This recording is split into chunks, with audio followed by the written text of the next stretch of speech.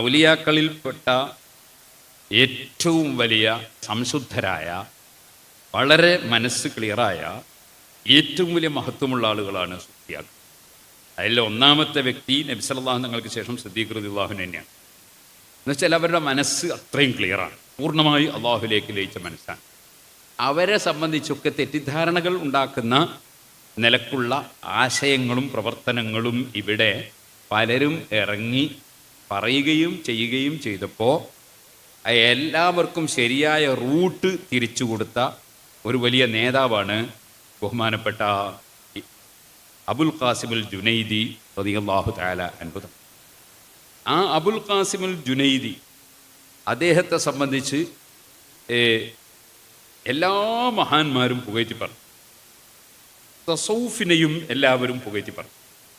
എന്ന് പറഞ്ഞാൽ ഇബ്നു തൈമിയ്യാണ് പുത്തൻവാദികൾ ഏറ്റവും ബഹുമാനിക്കുകയും ആദരിക്കുകയും ഷാഫി ഇമാമിനെക്കാളും വിവരമുണ്ടെന്ന് പ്രഖ്യാപിക്കുക ചെയ്ത ആൾ ഇബ്നു തൈമിയ്യാണ്.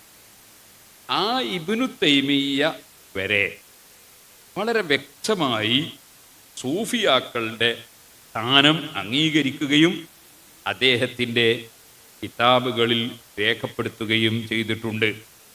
ആ സൂഫിയാക്കളെ തള്ളിപ്പറയുന്നത് വിവരമില്ലാത്തതുകൊണ്ടാണ്, അവർ മുശ്രിക്കീങ്ങളാണ്, ശിർക്കിൻ്റെ ആളുകളാണ്, ശിർക്ക് ചെയ്യുന്നവരാണ് എന്ന് ഇപ്പോൾ ചില സലഫി മൗലവിമാർ പ്രസംഗിക്കുന്നു. ആ പ്രസംഗിക്കുന്നത് അങ്ങേയറ്റത്തെ വിവരക്കേടാണ്. അവർക്ക് എന്താണ് സൂഫികൾ എന്നറിയില്ല. മുമ്പൊരാൾ പറഞ്ഞിരുന്നു, അഞ്ജനം എന്നത് എനിക്കറിയാം, മഞ്ഞൾ പോലെ വെളുത്തിട്ട് എന്നല്ല. അഞ്ജനം എന്നത് എനിക്കറിയാം, മഞ്ഞൾ പോലെ വെളുത്തിട്ട് എന്നാണ്.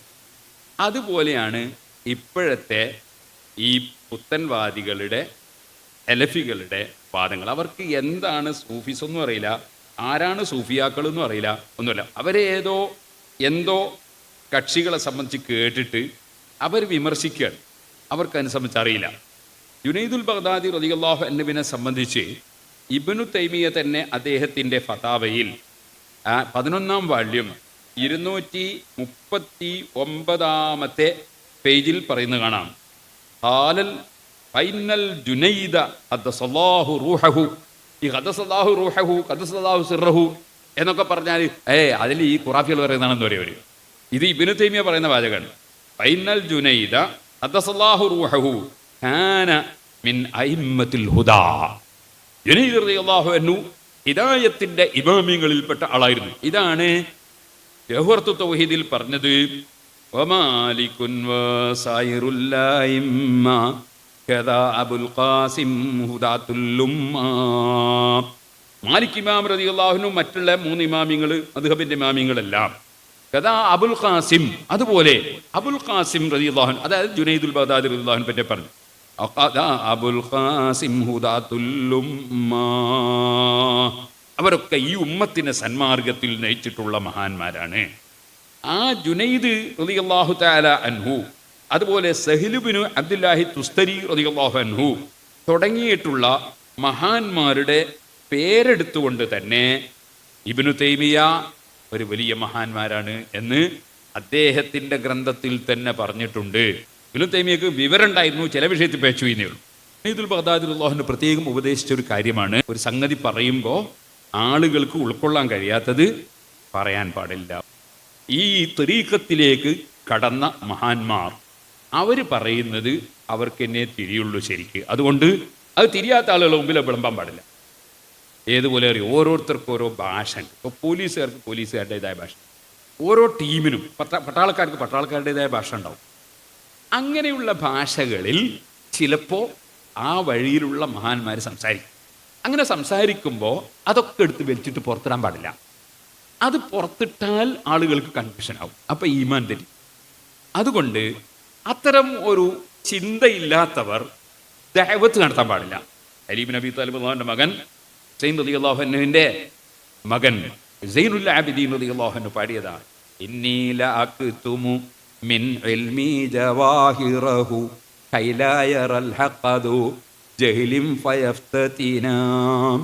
ചില കാര്യങ്ങൾ അത് വലിയ മുത്തുമണികളാണ്, പക്ഷേ അത് ആളുകളുടെ മുമ്പിൽ പറഞ്ഞാൽ വിവരമില്ലാത്തവൻ തെറ്റിദ്ധരിച്ചു പോകും. وقد تقدم في هذا أبو حسن إلى الحسين وقبله الحسن. അത് അലി റളിയല്ലാഹു അൻഹുവിന്റെ ഉപദേശത്തിലുണ്ട്. അതുപോലെ എല്ലാവരും, അതാണ് സഹീഹുൽ ബുഖാരിയിലെ ഇമാം ബുഖാരി റളിയല്ലാഹു അൻഹു അലി റളിയല്ലാഹു അൻഹുവിൽ നിന്ന് ഉദ്ധരിച്ചു. സഹീഹുൽ ബുഖാരിയിൽ കിതാബുൽ ഇൽമിൽ എല്ലാം എല്ലാ സ്ഥലത്തും എല്ലാവരും പറയാൻ പറ്റൂല.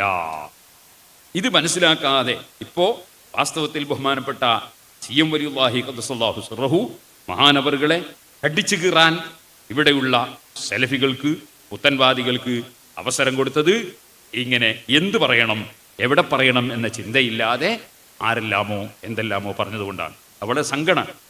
അവർക്ക് എന്താണ് തരീഖത്തിന്റെ വകുപ്പ് എന്നോ അല്ലെങ്കിൽ മശായിഖന്മാരെ എങ്ങനെ മനസ്സിലാക്കണമെന്നോ അവരെ വാചകങ്ങൾ എങ്ങനെ മനസ്സിലാക്കണമെന്നോ യാതൊരു അറിവും ഇല്ലാതെ എന്തെല്ലാമോ വിളിച്ചു പറഞ്ഞു.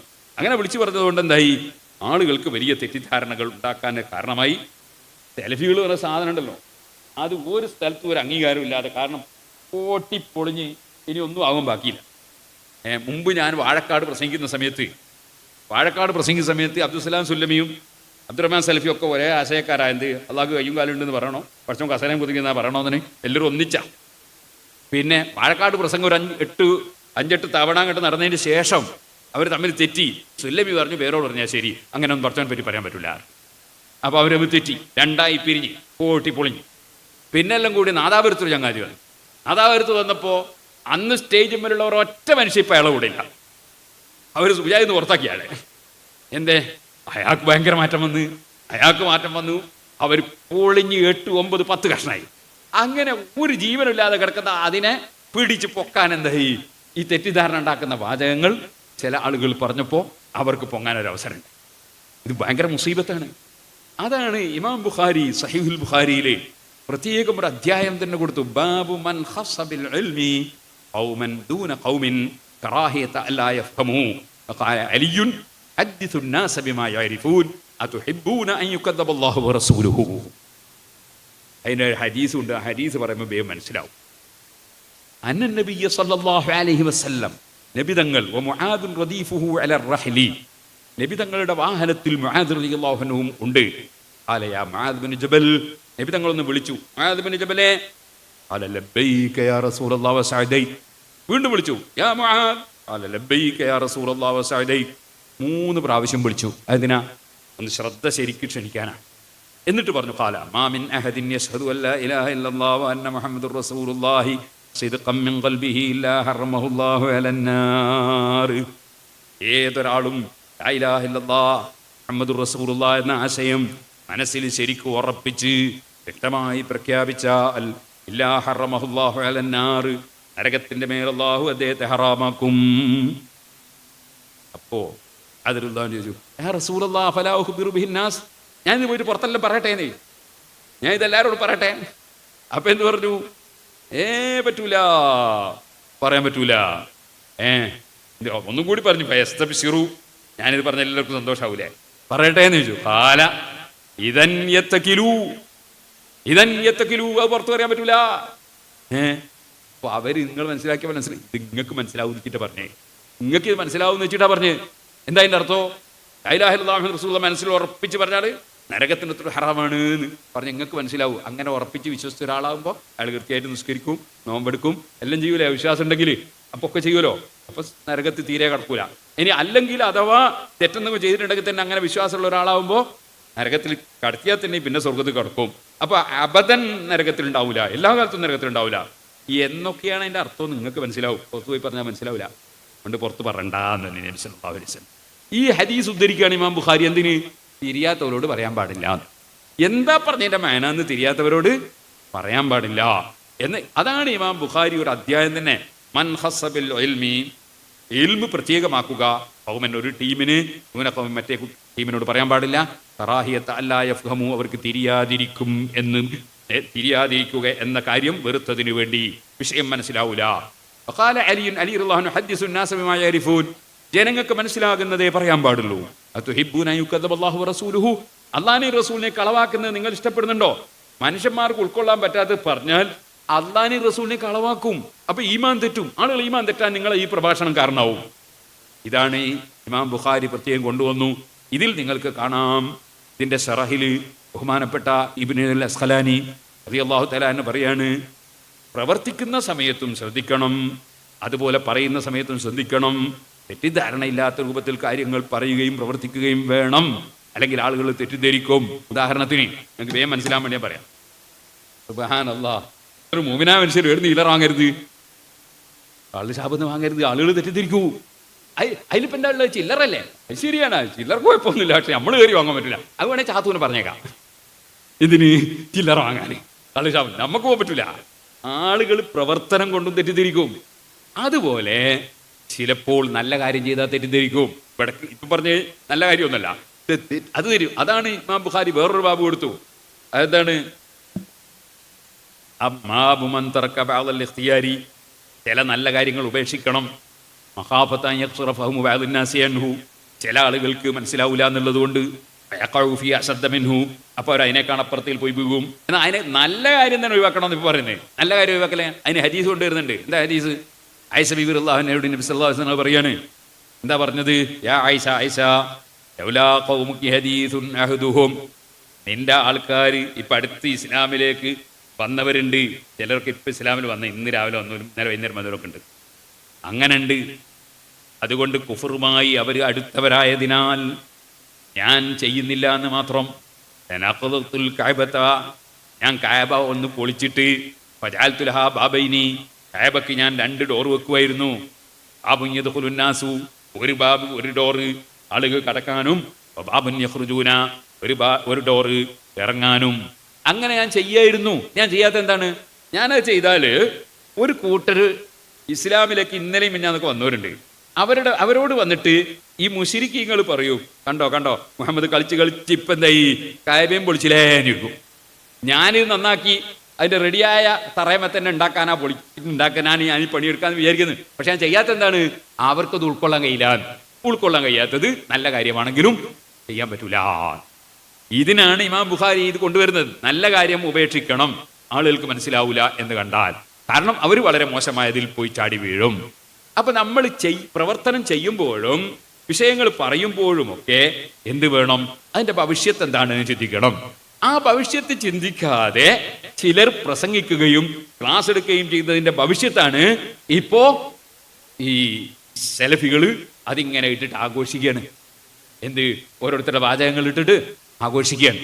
ഇത് മുമ്പുണ്ടായിട്ടില്ല. EKS മുസ്ലിയാർ പ്രസംഗിക്കുന്ന കാലത്ത് ഉണ്ടായിട്ടില്ല. AP ഉസ്താദ് നല്ല ആരോഗ്യമുള്ള സമയത്ത് ഒരുപാട് പ്രസംഗിക്കുന്നുണ്ട്. ഇപ്പോഴും അൽഹംദുലില്ലാഹ് പ്രസംഗിക്കുന്നുണ്ട്. അല്ലാഹു തൗഫീഖ് ചെയ്യട്ടെ. അതുകൊണ്ട് ഇത് ഉണ്ടായിട്ടില്ല. ഇവിടെ വാണിയമ്പലം പ്രസംഗിച്ചിട്ടുണ്ട്, അതുപോലെ തന്നെ ആമയൂർ പ്രസംഗിച്ചിട്ടുണ്ട്, പതി അബ്ദുൽ ഖാദർ മുസ്ലിയാർ പ്രസംഗിച്ചിട്ടുണ്ട്. കേരളത്തിൽ സുന്നത്ത് ജമാഅത്തിന് വേണ്ടി മുൻഗാമികളായ ആലിമികൾ ഒരുപാട് പ്രസംഗിച്ചിട്ടുണ്ട്. അതുപോലെ തന്നെ അടുത്ത കാലത്തുള്ള ആളുകളും പ്രസംഗിച്ചിട്ടുണ്ട്. പൊന്മള ഉസ്താദ് പറഞ്ഞിട്ട് പ്രശ്നം ഉണ്ടായിട്ടില്ല. നമ്മൾ അരബി സഖാഫി പറഞ്ഞിട്ട് പ്രശ്നം ഉണ്ടായിട്ടില്ല. അതേ സമയത്ത് എങ്ങനെയാണ് സുന്നത്ത് ജമാഅത്തിന്റെ ആശയങ്ങൾ പറയേണ്ടത് എന്നതിനെ സംബന്ധിച്ച് ഒരു ക്ലാസ്സിനും പങ്കെടുക്കൂല, ഒന്നിട്ട് പഠിക്കുകയില്ല. എന്നിട്ട് ചില കാര്യങ്ങൾ ചിലർ പറഞ്ഞപ്പോൾ പലരെയും തെറ്റിദ്ധരിപ്പിക്കാൻ മറ്റുള്ള ആളുകൾക്ക് വഴിയുണ്ടായി. അത് വളരെ വിഷമമായി പോയി എന്നാണ് ഞാൻ പറഞ്ഞതിൻ്റെ താല്പര്യം. നമ്മൾ ഏത് കാര്യവും പറയുമ്പോൾ അത് അവിടെ പറയാൻ പാടുണ്ടോ ഇല്ലേ, അതുപോലെ തന്നെ ഇത് പുറത്ത് ആളുകൾക്ക് മനസ്സിലാക്കാൻ കഴിയാത്ത ആളുകളോട് പറയാൻ പാടുണ്ടോ ഇല്ലേ എന്നതിനെ സംബന്ധിച്ച് നല്ല ബോധം വേണം. അതാണ് ബഹുമാനപ്പെട്ട ജുനൈദുൽ ബഗ്ദാദി റളിയല്ലാഹു അൻഹു അവിടുത്തെ തരീഖത്ത് ഇവിടെ ലോകത്ത് പ്രചരിപ്പിക്കുമ്പോൾ ബഹുമാനപ്പെട്ടവരെന്ത് ചെയ്തു? അത് പറയാൻ പറ്റാത്തൊന്നും പറയരുത്, പറയാൻ പറ്റുന്നതേ പറയാവൂ എന്നൊക്കെ ശരിക്ക് പഠിപ്പിച്ചുകൊണ്ട് ഈ തരീഖത്തിനെ ബഹുമാനപ്പെട്ടത് അത് കൃത്യമായി സമൂഹത്തിന് എത്തിച്ചു കൊടുത്തു. അതുകൊണ്ടാണ് മഹാനവറുകളെ സംബന്ധിച്ച് സയ്യിദു ത്വായിഫ, ഈ സൂഫിയാക്കളുടെ തരീഖത്തിൽ ഏറ്റവും ഉയർന്ന സ്ഥാനത്തുള്ള ആളായി മഹാനവറുകളെ പറയുന്നതിൻ്റെ കാരണം അതാണ്. ഇത് വഹാസിലുൽ അംരി മആലു തുർഖി ഇലാ തരീഖത്തിൽ ജുനൈദിൽ മുർതഖി വഹുവൽ ഇമാമു സയ്യിദുൽ മുഖദ്ദമു താജു ഉലിൽ ഇർഫാനി ഖൗമുൻ ഖുദ്ദിമു തരീഖുഹും അയ്യദും ബിസ്സുന്ന വബിൽ കിതാബി ലിഫതാഹു ജുന്ന.